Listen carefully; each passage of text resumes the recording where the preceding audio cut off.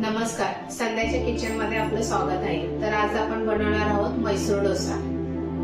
तर आता आपण मैसूर डोशासाठी लागणारी बटाट्याची भाजी बनवून घेऊयात। त्यासाठी मी ते 2 चमचे तेल टाकलेलं आहे कढईमध्ये। त्यात मी आता कढीपत्त्याची पानं,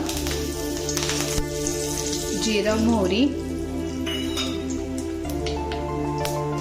आणि थोडासा हिंग टाकणार आहे। हा बारीक चिरलेला एक मी कांदा घेतलेला आहे। आता आपण हा कांदा चांगला परतून घेणार आहोत सोनेरी रंग येईपर्यंत। यामध्ये मी 2 ते 3 लसणाच्या कुड्या ठेचून टाकलेल्या आहेत। मी यामध्ये बारीक हिरवी चिरलेली मिरची टाकत आहे। ही मिरची ही आपल्याला यामध्ये चांगली परतून घ्यायची आहे। आता मी यामध्ये चिमूटभर हळद टाकत आहे। आता आपल्याला हे सगळे चांगले परतून घ्यायचे आहे। आणि हा उकडलेला बटाटा आहे, मी बारीक स्मॅश करून घेतलेला आहे, तो यामध्ये टाकायचा आहे। नॉर्मली आपण जशी बटाट्याची भाजी बनवतो तसंच बनवायचं आहे। ही मैसूर डोशालाही चालेल आणि जेव्हा तुम्ही मसाला डोसा बनवता त्यालाही ही भाजी चालू शकते। आता ही आपल्याला चांगली परतून घ्यायची आहे। चवीनुसार यामध्ये मीठ टाकायचे आहे।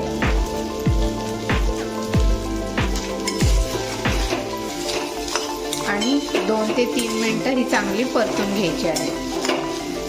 तर आता आपली ही भाजी परतून झालेली आहे। मी याच्यामध्ये बारीक चिरलेली कोथिंबीर टाकून गॅस बंद करत आहे आणि भाजी थंड व्हायला ठेवत आहे। हे डोशाचे बॅटर आहे, हे मी बाहेरून विकत आणलेले आहे। हे मी मैसूर डोशासाठी बारीक शिमला मिरची चिरून घेतलेली आहे, बारीक चिरलेला कांदा आहे, टोमॅटो आहे। तर आता आपण मैसूर डोसा बनवायला घेऊ। तर आता आपण मैसूर डोसा बनवणार आहोत। त्यासाठी मी हा तवा ठेवलेला आहे। हा नॉनस्टिकचा तवा आहे। गॅस फास्ट ठेवायचा आहे, पण जेव्हा तुम्ही डोसा टाकणार तेव्हा हा तवा जास्त गरम नसला पाहिजे। जास्त पाणी टाकून थोडा थंड करून घ्यायचा आहे कपड्याने पुसून, आणि मग थोडा गॅस बारीक करून यावरती असे 2 चमचे पिठाचे टाकून हा असा गोल फिरवायचा आहे।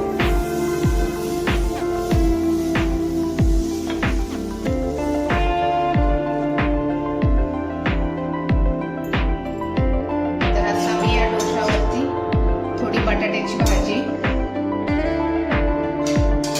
थोडीशी शिमला मिरची, थोडासा कांदा, थोडासा टोमॅटो आणि बीट किसून टाकणार आहे।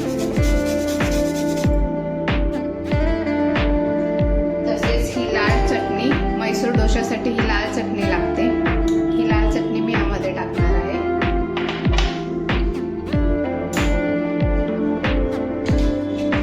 बटर, हे सगळं आपल्याला एकजीव बटर मध्ये करायचं आहे। मी यामध्ये थोडंसं मीठ टाकणार आहे, थोडंसं लाल तिखट।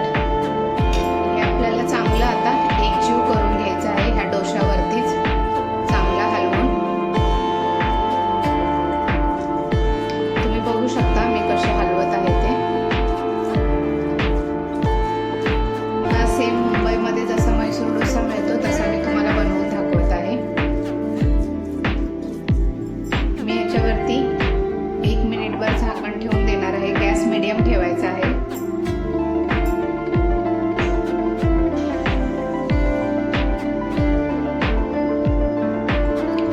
हे अर्धा मिनिट झालं की तुम्ही उघडून बघा की भाजीला चांगली वाफ लागली आहे का। 1 मिनिट झालेला आहे। मी आता झाकण काढलेला आहे। तुम्ही बघू शकता डोसा इथून असा